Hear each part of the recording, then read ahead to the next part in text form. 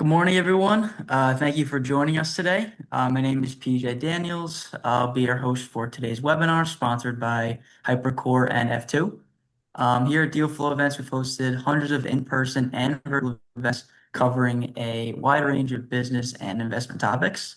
Today, this webinar is going to be focused on building the tech stack for the next wave of credit funds. Before we start, I'd like to highlight our upcoming Venture Debt Conference taking place April 16th in New York City, which is this upcoming Thursday. The Venture Debt Conference is the largest forum dedicated to non-dilutive financing strategies for emerging growth companies. If you're interested in attending, click the link I'm going to drop in the chat to learn more. We expect this webinar to run about 45 minutes, followed by 15 minutes of Q&A. We ask that you submit all your questions through the Q&A feature on the Zoom console here. If anyone needs anything from me during the event, please send me an email. I will put my email in the chat as well. But besides that, I will hand it off to Leonard Squadro, who's going to be moderating today's discussion. Yeah, thank you, PJ. Welcome everyone. Thanks for joining the webinar today. As mentioned, I'm Len Squadro. I'm with Cross River Bank. I'll be your moderator for today's discussion. By way of background, Cross River Bank is a $10 billion technology infrastructure provider that offers embedded financial solutions. So we create assets, we move money, we store money. I run our ABF business. It's a $4 billion plus AUM portfolio of consumer, commercial, and esoteric assets. So some of our counterparties are companies like Upstart, Rocket Loans, Avon, Cherry, Upgrade, Coinbase. These are AI adopting businesses. And we are a capital markets provider, so topic is very timely for us. So just to transition into what we're here for today, we obviously know private credit is scaling fast. The infrastructure underneath it is potentially not keeping pace. So this is an abstract discussion, and we want to talk about the operational decisions that private credit teams are actually making, which I can speak to here for a moment, are changing by the month, by the week. And definitely want to highlight where the industry needs to go next. So I'm going to introduce the panelists. So if you guys can just give your name, your role, who you're with, and why this topic matters to you. We can start with Alan. Hey, thank you. I appreciate it. My name's Alan Nance. Have been in what I would consider to be the consumer internet business my entire career. So I am focused specifically on the consumer lending portion of private credit. So regardless of what that consumer loan might look like or be for, that's the business that I have been in for the vast majority of my career.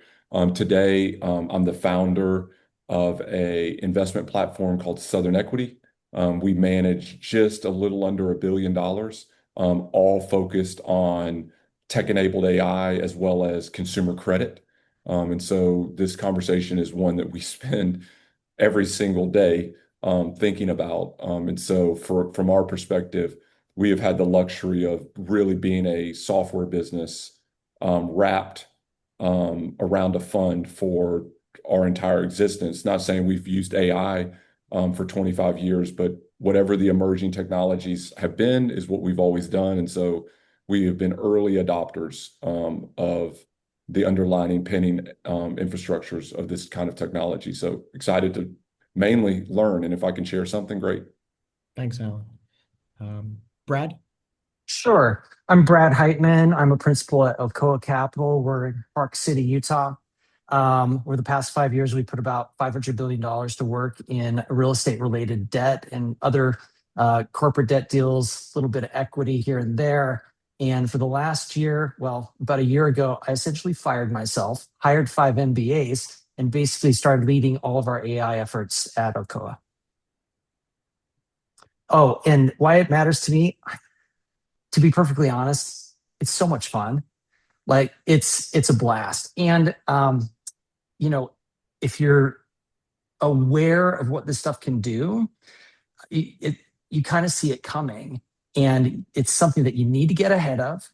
And so it's just been a blast this last year building out a number of technologies inside of our firm that affect how we do business and are going to have a huge impact on how we move forward. Awesome. That's great. That's good energy. Don? Sure thing. Thanks, Len. Hi, everyone. My name's Don Muir. I'm the CEO and founder of F2, the AI platform for private markets investors.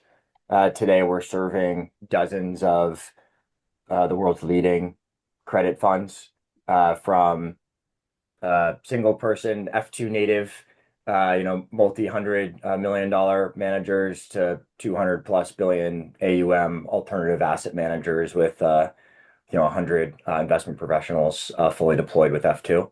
Um, our product spans screening through oversight, uh, and our objective is to 5x the throughput of credit teams so they can analyze more with a lean, nimble team and outperform market, see around corners and ever changing and volatile macro and credit backdrop, and continue to scale this asset class. I am passionate about the space because I come from private markets investing myself. I worked at two publicly traded uh, global asset managers with cross cap structure investing strategies, and founded a direct lending business and two-sided debt marketplace. So just intimately understanding the pain points of the credit professionals that we're now serving with purpose-built agentic AI. So really excited to be here and learn a lot from this incredible panel. Thanks for having me on. Yeah. Thank you, Don. And Daniel. Hi, everyone. I'm Daniel, one of the co-founders and CEO of Hypercore. And Hypercore has been around for the past 5 years. We built a purpose-built loan management software for private credit. Currently, on our system, we manage roughly $25 billion. And one of the domains that we decided to focus on was loan servicing as a third-party agent. And the past year or so, we've been focusing solely on that, how we embed AI technology to completely transform how post-closing workflows are being done. I think this is a really interesting opportunity because the way private credit is structured, where funds are actually trusting third-party agents to take that role. And I believe that we're in the point in time where technology is going to completely transform this asset class. So it's pretty exciting to hear what everybody else is doing and share a little bit more about what we do as well. Thank you, Daniel. Yeah, it's great to have you guys all here. I think we should jump into it. Our first topic is thematically like things can break when you scale. Like bottlenecks arise as AUM grows. We're experiencing this. It's a constraint shift across talent, process, architecture. So I'll direct the first question at Alan. You're operating a platform that's like scaled significantly, and I'm sure there's some pressure building up. So where have you like operational breakpoints that you've seen come up? Just like tee off, is it data, process, systems, people? That'd be a good place to start. Yeah, I mean, I think I would put it into three areas, and they're probably the three, regardless of the emerging technology that seem to always pop up. The first one is just data quality. I mean, at the end of the day, the analogy that I use is, you can have self-driving cars, but like if there's no roads, I mean, in the back mountains of, some place where there's dirt roads, I'm not so sure how useful it is.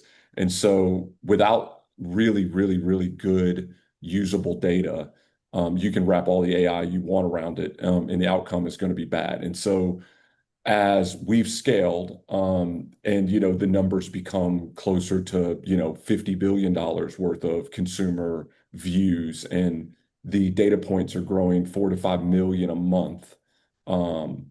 It just the data getting dirty just through a process of intake accelerates. I mean, it actually goes beyond accelerating, it explodes. I think the second area where we've seen cracks in our implementation is for us, we were very, very early adopters. When I say very early adopters, I mean very early. And I think Don, who's on this call, knows how early of an adopter we are. Listen, these LLMs and these front end solutions hallucinate. I mean, everybody's talked about it, everybody's looked at it. It's easy to say, I fired these, four analysts and I put this AI agent in place and I'm expecting it to do what I am doing. Our early experience is, and we're not even there yet, I would say freely and openly that everyone on this who's watching this webinar, we have not turned off our historical infrastructure. So we're double paying because of the nature of the early adoption and the hallucination. And then the last one I would say is people. I mean, I can remember sitting somewhere in 2002. Leonard, this make you laugh, and someone told me nobody would put their credit card in the internet after pet.com and webvan went bad, right? Like literally, we're at a dinner and we're having a conversation about whether somebody will put their credit card in the internet. That's comical now.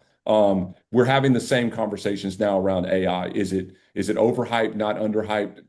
Listen, to me, it doesn't really matter. If somebody doesn't understand this is where it is going, they're delusional. So that the people side of it, the psychology of like this is the way that we work now is always hard because people don't like change. I mean, so data, dirt, running two infrastructures so that one can be right and one can grow, and people changing their points of view is freaking hard.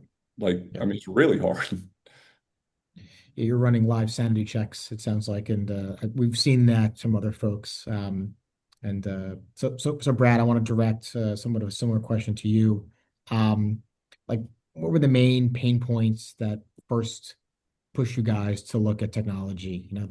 It's always a pressure element, but yeah, if you could share like some of the stories, it'd be great. Technology generally, or AI specifically? AI specific. Yeah. I think that as we started actually messing around with it probably 2.5, 3 years ago. But it got pretty serious about a year ago, just because everything started to accelerate. And it was fine when it was a bit of a toy, so to speak, but it proved itself to be very capable. And there has been, I don't know, especially the last 5 months, for anybody who's been in the space, it's been astonishing how fast things are accelerating. And ultimately, what it represents, I mean, the real challenge that we face is not necessarily the technology, it's not necessarily the competition. I do think what Alan said was spot on. It's about leadership, it's about culture, it's about how do you explain that in what being AI native means. Somebody who's used to painting a painting, how do you tell them, okay, the new thing is you have to play the role of the persuasive psychologist or whoever who's trying to get the canvas to paint itself, right?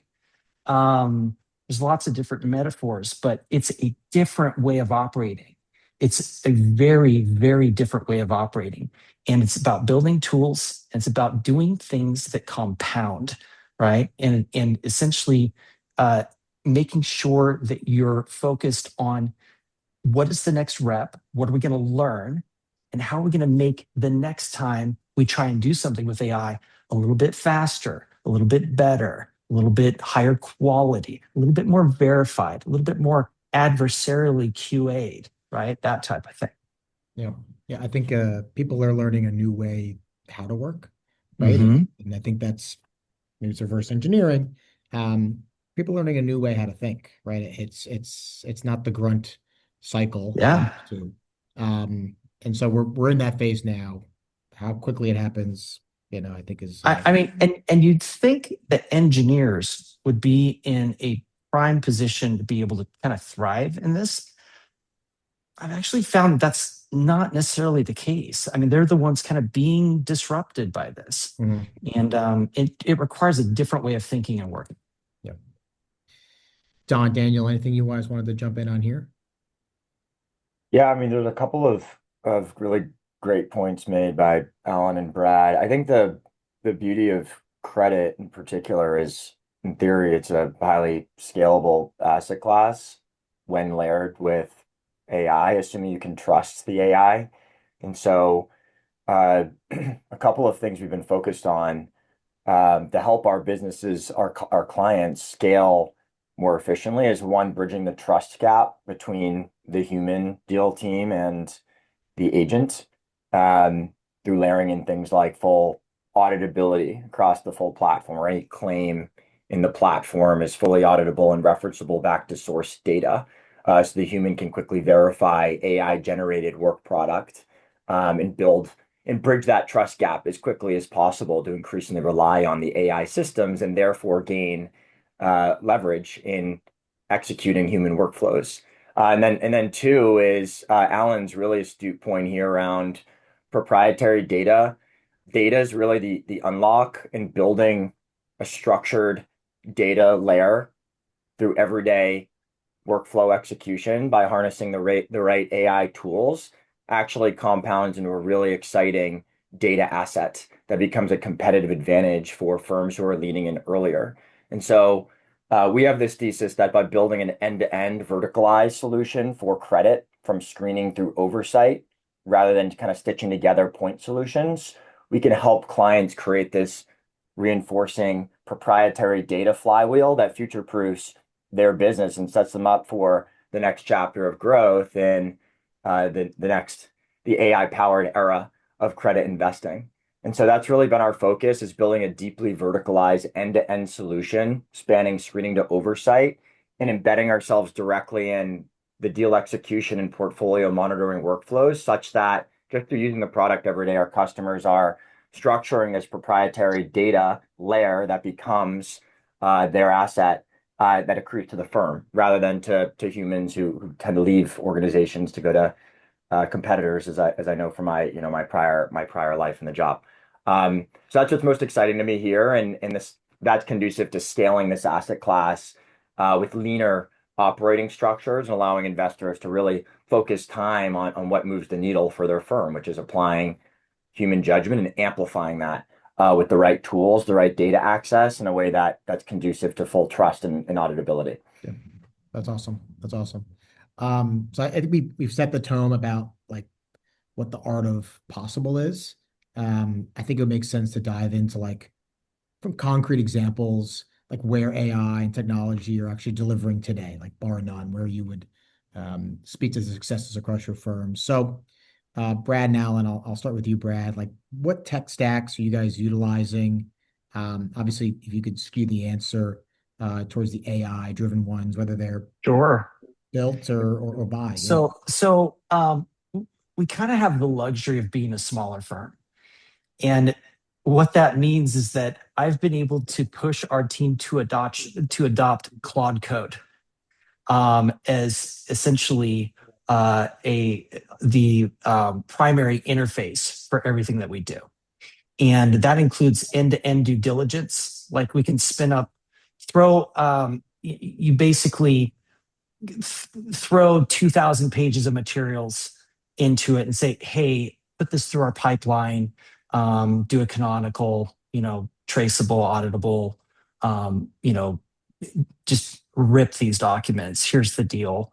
And it'll do that. You go to lunch, you come back, 200 agents spun up, and you've got the deal's 80% due diligence. That used to take 2 to 3 weeks, right? I built another thing that was basically once you've got. I love what Don was saying about like this data asset. I think of it as like this intelligence layer. Everything's getting processed, through the system, and that data, if you capture it and if you make it actionable, if you create a good AX, a good agent experience, in other words, you tailor the outputs to turn it to basically reconstitute it as reusable context for your agents, it becomes a very powerful thing. And there's lots of different ways of doing that. But this idea of once you have golden context and you've compacted down the essential information about a deal, like you can build anything off of it. You can build a credit memo, you can build a financial model, right? One thing that we built was this thing that I call concierge, which is basically if you're going to have a call about a deal, you just activate our agent. You're like, hey, I'm going to have a call. And they're like, all right, tell me who's the call with, which deal is it? And you go through this little interview thing. And then when the call starts, it's integrated with Fireflies.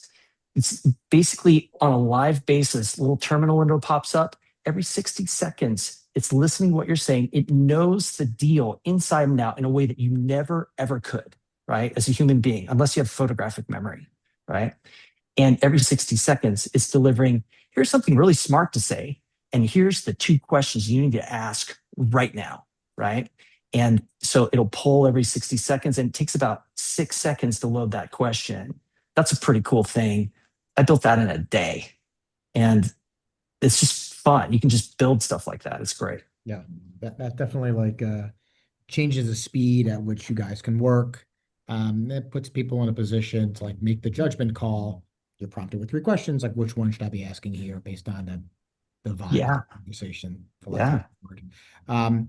Alan, same question to you. Like, so to be, pretty specific, just to try to help somebody. And what I would say is this is not a recommendation or an endorsement for anything. I'm just answering the question, which is, to provide visibility into exactly how we built our infrastructure layer. I think it's helpful for people.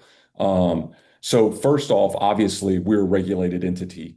And so this is very important. I mean, we're not, I don't care if you're an Anthropic fan or an OpenAI fan. I don't really care. We're not opening, ChatGPT and loading our loan tape file onto it and asking it a question. So it starts with our need and ability to build basically a virtual private cloud infrastructure divorced of any LLM. And the way that we did that was with a partner called Invisible. So Invisible is the original company that provided the data onboarding solution for OpenAI to train their LLMs. And so, again, not an endorsement, just answering the question of what is the core of like our infrastructure. Once, we have that ability and we're divorced from any individual single LLM, we obviously need the ability to onboard the data. The way that we do that today is we have also divorced ourselves from any borrower's infrastructure. And so we've chosen, and this is maybe not the easiest for people, but we've chosen to mandate within our private credit agreements that data must be provided to us in a fixed format in real time using our structured APIs and our file structures into our central infrastructure. So, instead of worrying about which loan management system or which infrastructure somebody who borrowed money from us is on, we've divorced ourselves from that.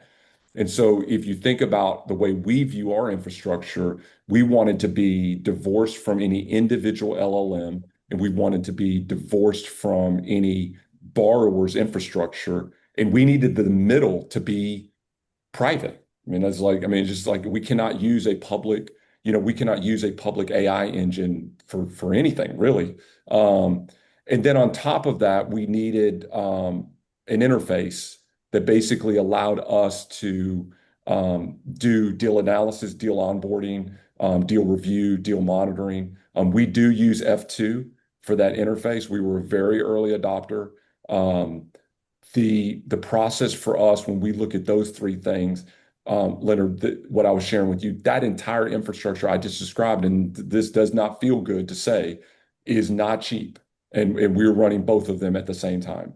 So our commitment to the evolution of where this industry is going and where data and AI is going is we're so committed to it, we're paying twice. I mean, we're paying to run our legacy infrastructure the way that we used to do it while simultaneously building what is effectively a virtual private infrastructure that is AI first, using the data that we've built over 20 years. Is the way that we've approached it. So that is literally the stack that we use to build at least what we have today. Yep. Yeah, we notice a lot of credit funds and asset managers have this institutional knowledge that they've frankly been unable to mine. And like now we're kind of seeing it come up, and yeah, it's maybe costly to do it, but those things would have like sat in the past. So Right. on the value front, Daniel, like in your opinion, what are like underutilized AI applications that you think people can leverage in private credit today? Yeah, I think you actually mentioned it, institutional knowledge or like memory, especially on like operational workflows. If you think how this was accumulated over time is based on experience and people transferring that knowledge from one team to another, from one team member to another. And when a key member was leaving the firm, uh, you all of a sudden lose a really important piece of memory. And today, this is completely changes. You can actually build, accumulate, and as Brad also mentioned, it becomes like this compounding effect of, okay, we have that knowledge, that memory, and now if we want to perform a certain task or edge case that nobody even remembered that it happened in the past, all of a sudden you can do that pretty fast. So in our world, let's say you have a um, in any portfolio, I think like you have somewhere between 5 to 10% of deals that are not performing as you expect. You need to adjust certain things. You need to treat them differently.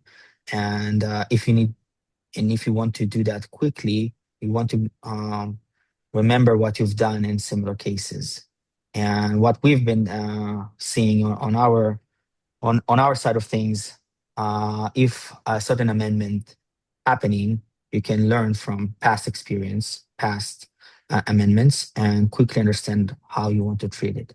And the AI agents can perform that on our system. So this is what we are doing on our side.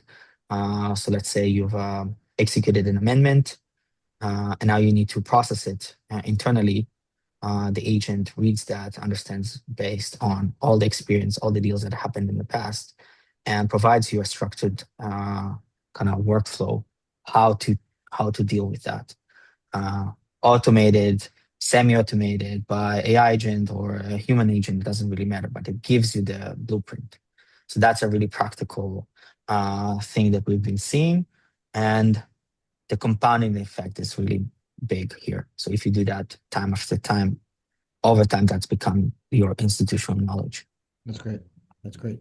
And Don, you talk to a lot of people across the stack. Um, where have you heard like AI delivering consistent results? Like Brad and Allen obviously shared some of their use cases. I don't know if you have anything from the field you wanted to chime in on about Yeah, yeah, definitely. So in the beginning, I talked about this concept of a proprietary data asset. Um, that's what we're most excited about today at F2. You actually, I don't know if this is intentional, Len. I'm assuming you don't know our product release timeline, but to give the group here some early visibility, we're about to release our new product publicly called Institutional Knowledge. Um, we're ingesting for our largest clients thousands of legacy investment collateral. So think, long form IC memos, credit agreements, VF lending models, right? Direct lending models. And so we're ingesting tens of thousands of unstructured data sets for pre-F2 era. And we're ingesting that context directly into the context window of the F2 system to build this institutional memory, to jumpstart the platform on day one with decades, in some cases, of prior context associated with the secret sauce of the credit funds we're partnered with.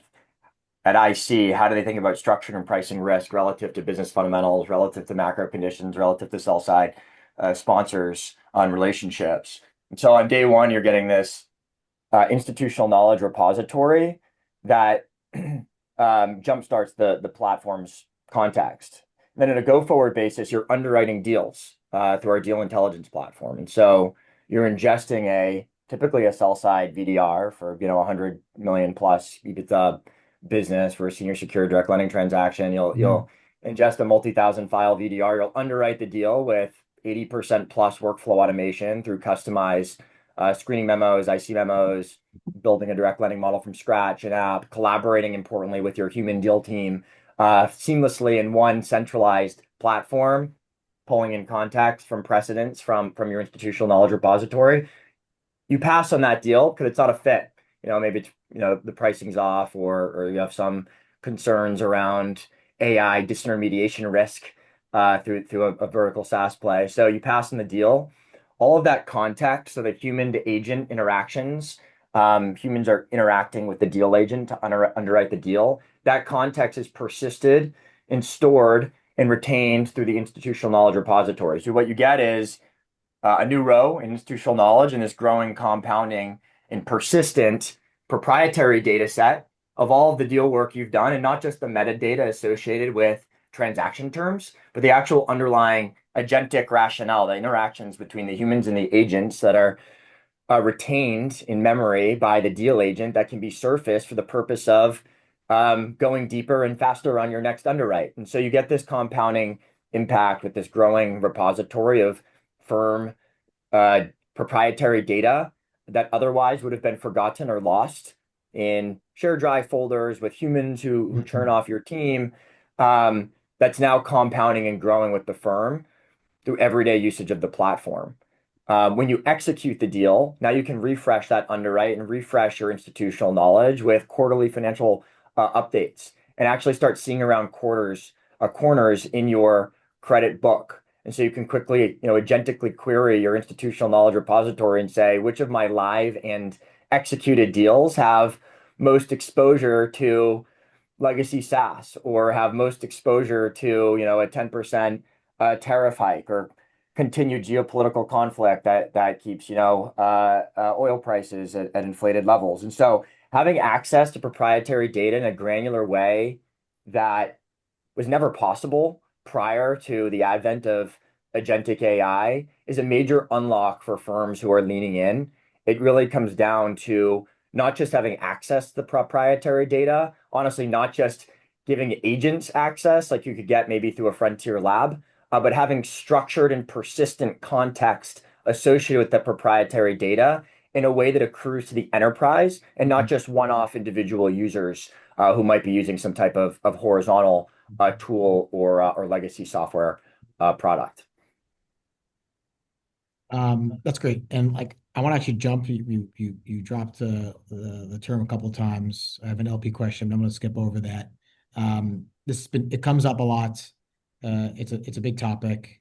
AI agents, like where they're being used. I mean, maybe it's best that we even jump back and kind of define it a little bit. Daniel, do you want to maybe do that for us? Define AI agents, what distinguishes an agent from a traditional automation tool. That'd be great. Yeah. Yeah, I think the key difference is you can think about AI agent as you have a brain and you have a set of tools. So a standard automation would be, this is the blueprint, these are the tasks you need to perform, and every time it happens, that's a repeatable process.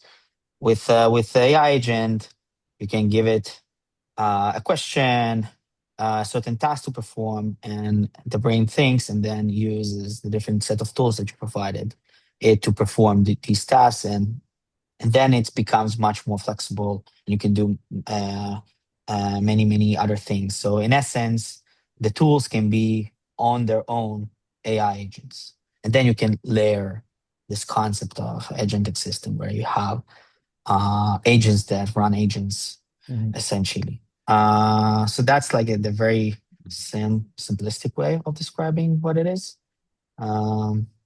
Things are evolving fast, so maybe the definition will change in a matter of, I don't know, a month or so. But And Alan, have you piloted agents? Where do you give that autonomy to any agent? Yeah, so a couple of things I would share with everyone, and this is very specific to my view of the world. So I'm not, again, giving recommendations or I'm being transparent about what we do. So probably the agent we've spent the most time on, obviously we have a lot of automated decisioning around our credit because it's consumer, it's high velocity. It's, we're not writing $100 million loan to, build a building or a hospital or something in New York. This is high velocity consumer lending. And so for us, the ability for an agent. And so what we've done explicitly is given an agent $50,000 of tokens a month to regression test back the decisions that it had made in the previous month from a value perspective across each one of the LLMs, including Anthropic's, Gemini, and OpenAI. So for us, the thing I'm probably the most excited about and proud is that one, we have successfully divorced ourselves from any singular LLM. And I actually believe that that's where it's going to go. And the way that I look at it is that point, it allows me to say, I don't really care which one of them wins. I mean, I'm like, it doesn't matter to me. I'm just more long this view of the world and view of infrastructure, but probably our view of where we have used agents is, at least today, we use the agents predominantly for monitoring, live monitoring, which would have traditionally been an analyst, and as well as regression back testing that would typically have been a developer, which is said in a simple way. An agent literally takes a decision that it made the previous month and then runs it against each one of the LLMs against the actual performance of the decision that it made to see if one of them would have delivered a better result. And so I think that's the one that is the most practical to our business and the most value. And I think it's a very good example of where I think this is ultimately going to evolve. But today, we do not allow that agent to then change the LLM that the decision is used on, if that makes sense. We allow it to monitor it, we allow it to test itself, but we don't allow it today to then go, oh, I mean, it's just an example. Let me use the enterprise API call tokens that I have for Anthropic and not use the one that I have for OpenAI. Like, it cannot switch itself to a separate LLM today. It can simply do the diagnostics and the results.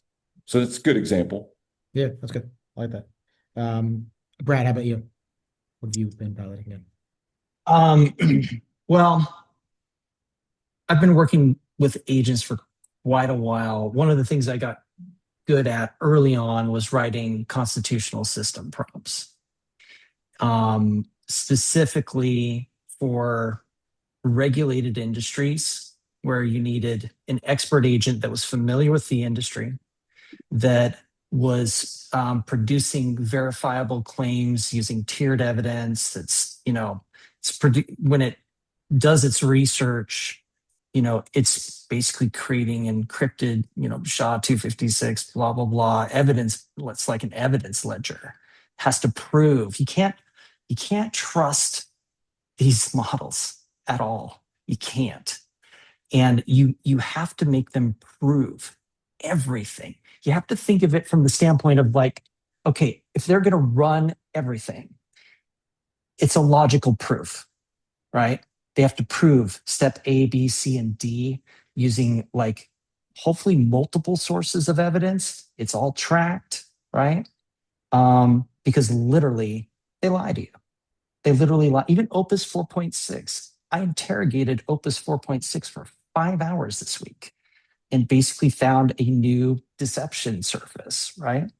And so we like catalog that stuff and we install hooks against it. But I think when you use this stuff for a while, you kind of see where the seams are, where the cracks are, and kind of how to deal with that stuff. The only way to do it is just to be in it. And there's lots of ways to get into. I'd love to try. I'd love to see what what Don and Alan have going. I imagine they're getting into open weight models at a certain point. I think a really interesting place that we're going to be able to play is, deploying agents that are running on open weight models that have been pruned, mixture of expert models that take your company data, you figure out which of the experts in the model are active, and then the other ones that you don't need, you prune them. Yeah. What's that? Oh, sorry. And I don't know. It's been a lot of fun, but it's also precarious. And the open claw phenomenon, um, I'm not sure it's a good thing or a bad thing, but there are real. If you follow, there's a programmer, Simon Willison, and he has this thing he calls it the lethal trifecta, and it's basically the security around this stuff is precarious. We're in a financial industry. You can't just let the agents loose. I would really enjoy hearing, how Alan and Don are managing like agents in containers and stuff like that, and like dealing with that kind of security service. But anecdotally, so we're a Hypercore client. One of the funnest things that happened recently, I can't remember if Daniel was there or not. We had our Slack agent, basically our Slack bot. We introduced our Slack bot to Hypercore's Slack bot and let them have a conversation. That was hilarious. Anyway, I think ours had a crush. Yeah, I was gonna say. I'm just saying. Yeah, What was the outcome? 100%. Was it Penny? I can't remember. Yeah, yeah. Ours is called Penny, and That's all of a right. sudden That's right. she decided to rap. That's right.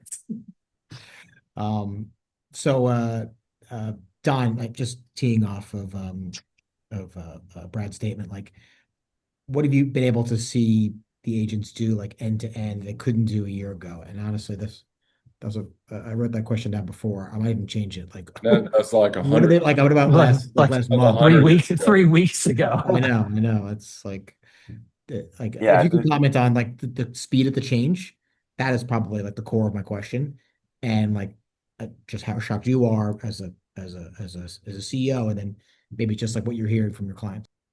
yeah.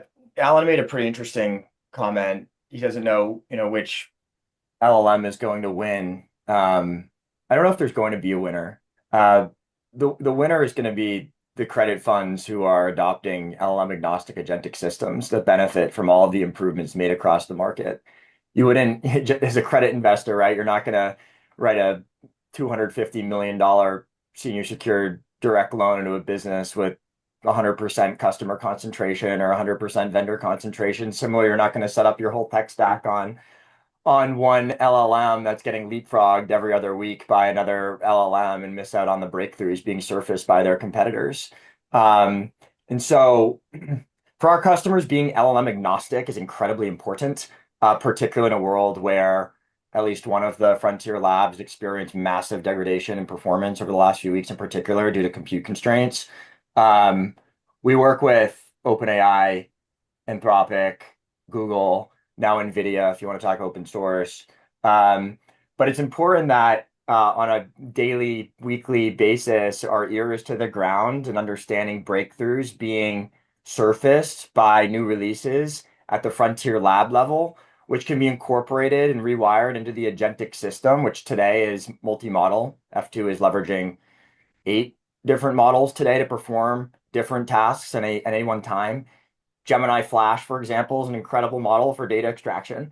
And that's what we're relying on. It happens to be a fraction of the cost and higher performing in most ways than the Claude family models and the OpenAI models. GPT 5.4, when souped up with the right enterprise feature, is both faster, cheaper, and better than the Claude family in many ways. So, and that's changing, by the way, every other week. And I have a ton of respect for all of these partners of F2s, and I'm so fortunate to be building an environment where we're getting massive tailwinds on the technology curve as a result of new breakthroughs being surfaced by our own partners.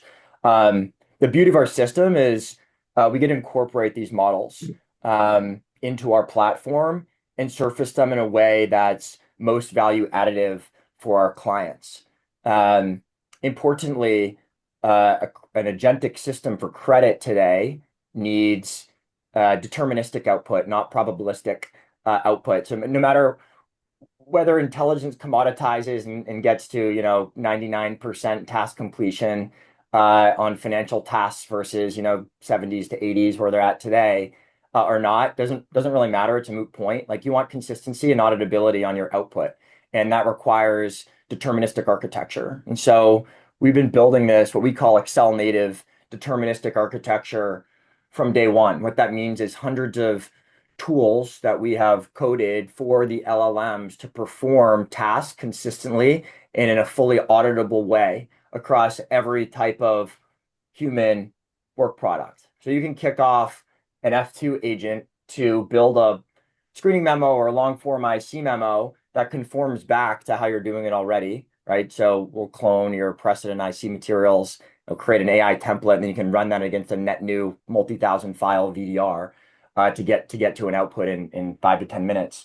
But importantly, that's being done with 8 different models performing hundreds of different tasks autonomously and in parallel, checking each other's work, producing citations that are traceable back to the source data, and calling on hundreds of deterministic tools that we've built for the LLMs to allow them to perform in a consistent and auditable way for our clients. So again, it really just comes down to leveraging the agents in the right container and importantly with the right architecture to ensure that they're not hallucinating, to ensure that all of their work is referenceable, and to the human investment professional sits in the driver's seat and has the ability to actually control the output and apply their human judgment in a way that provides leverage to the full team.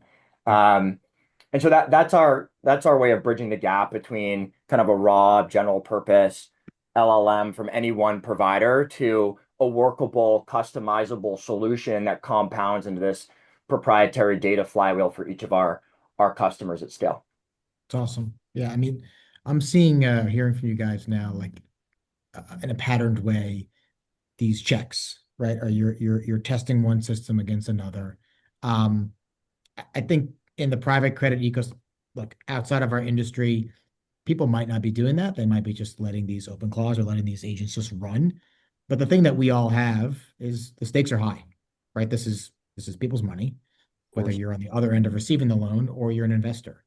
And so like we're doing the philosophical thing, but we're also like making sure you guys are making sure that like it's accurate, right? Because one wrong, giving a little bit too much autonomy to the model could have like really steamball effects here. I'm just going to jump to like my LP question that I had. This is probably directed mostly at Alan. Like, do you hear any of that pressure? Like people asking you like, where are you implementing AI? How can you use it for reporting or something? I've heard it a couple of times, both on private credit and on VC funds that like there's LP pressure. Yeah. Yeah, there's no question. I mean, I think as we're relatively small. I mean, anything that's sort of south of $1 billion is, it feels big to me. Let me say this. I wake up every single morning and $1 billion feels like 100 billion from a responsibility perspective. But that's because everyone on this call is a fiduciary and we're implementing new technology that has a direct impact on money that we're managing and decisions that we're making. So what I would say though is I am actually seeing it as a good signal indicator of a good LP. So I would, Leonard, invert your question and say, yes, I'm getting it, and I'm getting it from the best LPs, if that makes sense. It's like the ones that aren't asking, there's probably a reason. And maybe they're either old and when I say old, I don't mean age, I mean old in their way of operating and allocating. And I hate to say set it and forget it until you don't perform. The ones that are emerging or the ones that are trying to be innovative or growing are asking. And so what I would say is, yes, I am getting the question increasingly more, but I would close with this, which is I am instigating it. As an example, obviously we just finished Q1, January, February, March. So I just finished my, around the world, annual, investor meetings that you do when you're in my position. And I led with our AI infrastructure in the meeting. to the point where I would tell everyone on this call, I actually this is a $30 billion hedge fund in Latin America, managing director, the managing partner there, handed him the keyboard and let him ask the system whatever he wanted to in front of everyone. There was 11 people in the room. Literally handed him the keyboard. I thought the guy was going to fall out of his chair. And so what I would say is I'm leading with it, but yes, I do want to answer your question. The really, really best LPs are asking and expecting it. But I'm leading with it as a point of differentiation because I am small. I'm not Blackstone or BlackRock or Carlyle or this or that. I don't have an investor relations group where money just shows up. Do you know what I mean, Leonard? Like it's like I'm Yep. meeting with guys like you and raising capital. So I'm instigating, I'm leading with. They don't even have to ask. I start the meeting with it. Yep. Yeah, I mean, on the other side of that, it's for the ones that don't ask. And if you didn't mention, like you may be delaying a big conversation. Like, hey, we're using AI for all these decisions, and you don't want someone to have this, whoa, whoa, whoa. Like, when did that happen? So you said old money, maybe is the term you kind of used. Like, there are people who just don't care to ask, which is fine. But they should be well aware. I like the leading with it idea. That's Yeah, I mean, I start the meeting with it. yeah. Let's transition about like what still needs to be built. So, Alan, I'll go back to you. If you had to wave a wand, and you could solve something, and this could be a broad answer, like it doesn't need to be directed at your business, but like, what would be a good solution for the market, for the private credit industry? Yeah, I mean, specifically, I mean, so my theory is simple, and people can either agree or not agree. I mean, I think most people agree, and that's not because I'm smart, just because it's a fact, which is, are there going to be more agents than there are employees? If you believe the answer to that is true, which everyone on this call does, and everybody listening, if you don't, just close your browser and move on because we can't help you. There's going to be more agents than employees. So it begs the question, what is the HR department of agents? Right? Like, I mean, it's not to be funny, but when it's an analyst and, you bring them in and you do your annual review, and Don, you and I are meeting, and you're my manager and you're going to give me my bonus, and like we're going through my performance. It's like, what's the HR department for agents? And I mean, it's a frightening question, but we're looking at some solutions like that. There's a super interesting company called Agenuity, that was just backed by Ed Sims in New York at Bold Start, that I think he's on the Midas list. I think he's one of the best investors in the world. And so there are people seriously looking at this question that I just asked. But to your point, I'm regulated. So man, it is only a matter of time until the SEC gets to a place where they ask the question, is the agent a registered investment advisor? Yes or no? Like it's pretty profound. And once we get to that, Leonard, then the question is going to be, okay, what is the compliance and governance oversight to that, which then gets you to what is the HR, which then gets you to who is managing the agents, not in an isolated piece of software, but across, because agents are going to be embedded across system. So it's not a question of who's managing, and Don knows I love F2, but set that aside. The question is not who's managing F2. It'll be in F2, it'll be in this, it'll be in that, it'll be in this, it'll be in what Brad built, it'll be in everything. And so who is the regulatory framework manager for those agents? Man, I don't have an answer to that today. I have no damn idea. Yeah. It's interesting you're saying not regulation, but you want some lines, some policing. I think we could all agree with that. Like it would be profoundly helpful to know like where you can operate. So Brad, kind of same question. Yeah, you got this magic wand. Yeah. To kind of tack on to what Alan was saying, trust and reputation of agents that's a layer that needs to be built. And how is that measured? What are the transactions that it's measured against? Who's on the other end of those transactions? Yeah, I've been thinking about this a lot, actually. Longer conversation. The other layer, though, is not a technology layer at all. It's training and development. It's learning and development, right? Because, we're in Utah. University of Utah has pretty great strategy department, their PhD department. And Todd Zinger, Teppo Phelan, they've done a ton of work on, are agents going to replace humans and all this stuff? And I guess my thought is what I've seen is that agents with humans, that is if they know what they're doing, that's a formidable, especially if they know your business, right? If the human knows your business and they know how to use an agent, that is a very powerful combination. I don't think this is like a layoff scenario. It's not in us versus them. It's us and them. But the amount of training that's involved is significant because it's a completely new way of working. I don't think that there's a great learning and development, system out there for this, mostly because it's so emergent and it's changing on a weekly basis. Like if you were to ask me what orchestration looks like today versus 6 months ago, I'd have very different answers. And so it's hard. And this is why I go back to, I think there's a real leadership challenge in front of us, in front of the entire industry. How are we going to bring this? You're not leaving people behind. You're bringing people along. You're just giving them superpowers. But it requires a new way of thinking in a lot of cases. You're giving them like resources. They're all small managers. If it's true what Daniel said, these AIs are individual brains, right? So you're giving them access to all this power. They should be taught or trained. Yeah. So Don, Daniel, like same thread. Like, what do you see your customers asking for that you want to build, right? That you can't solve for yet today, that you want to build for these audience. Don, your answer is a contract, just to be clear. Dan, you want to take that one first? Yeah, go ahead.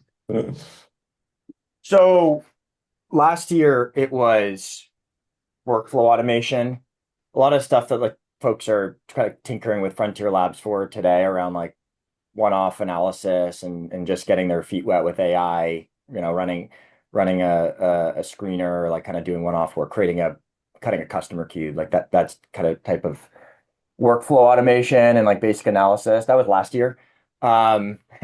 Last year meaning, 6 months ago.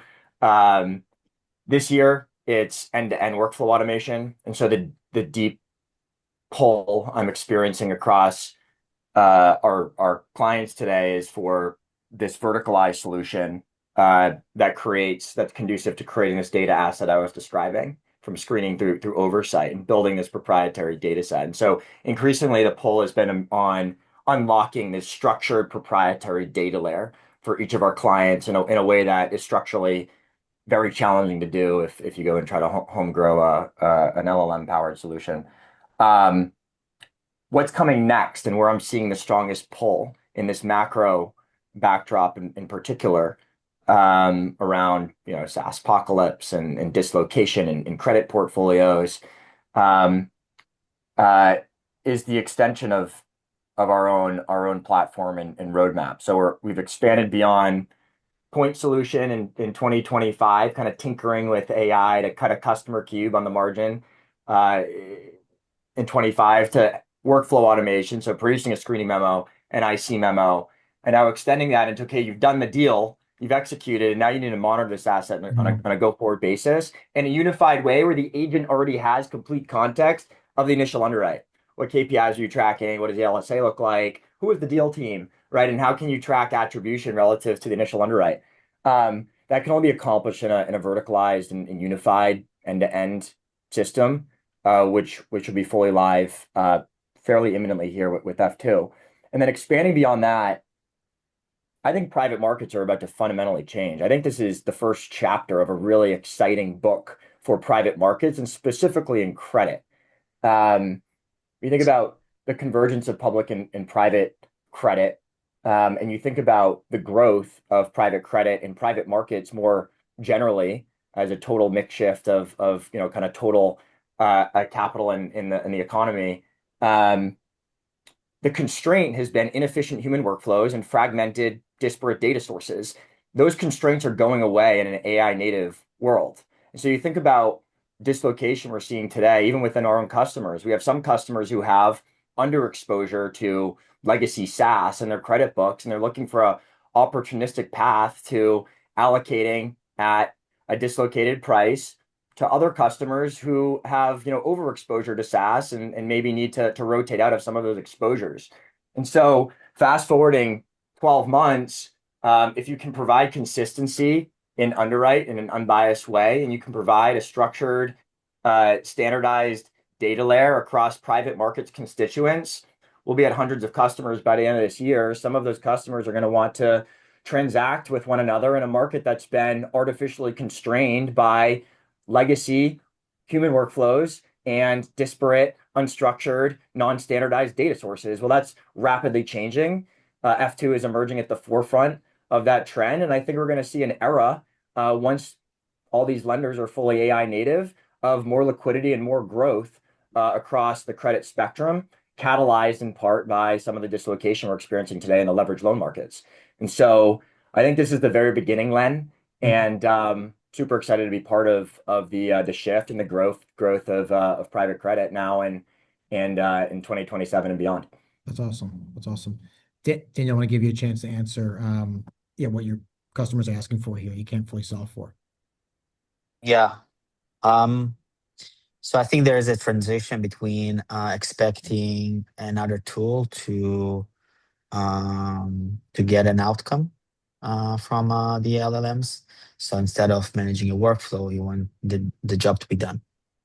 And you can apply that concept into every specific responsibility that you have in private credit. In our world, like post-closing workflows, you want a drawdown to be performed by AI agent, start to finish, starting from the borrower request until this is getting approved and funds are being wired. To perform this task in a digital way, you need to also build a lot of tooling. So instead of saying, okay, I have an agent that instruct me about the next step or giving me advice, what is the right thing to do, you want to also kind of provide the tools to actually perform. And in the private credit world or in general financial services, there are a lot of infrastructure that needs to be built in order for the task to be fully done. Connectivity between stakeholders, counterparties, same data layer, the payment rails. How do you build that in the modern world? So there are a lot of tools that you need to build in order for the agents to perform the tasks. And I think this is where we are going. This is what Hypercore has been doing, building those tool sets. So eventually, the agentic system that we developed, Don, Alan, Brad, can actually perform these tasks.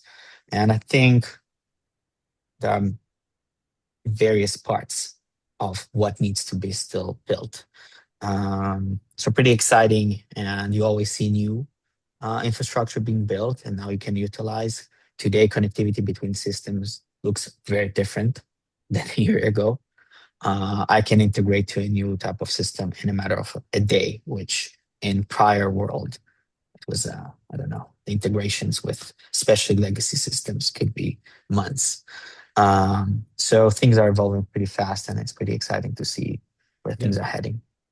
It's a good place to wrap. Certainly a lot of wood to chop. I want to thank you guys. This has been great. I'm going to pass it back to the DealFlow team at PJ. Yeah, thanks, Len. I'd like to thank Hypercore and F2 for sponsoring the webinar, panelists, and everyone who listened to today's discussion. Thought we heard some really interesting and insightful topics and talking points from everyone here. We appreciate everyone joining and hope to see you at one of our upcoming events. Thank you, everyone. Thanks. Everybody. Thank you.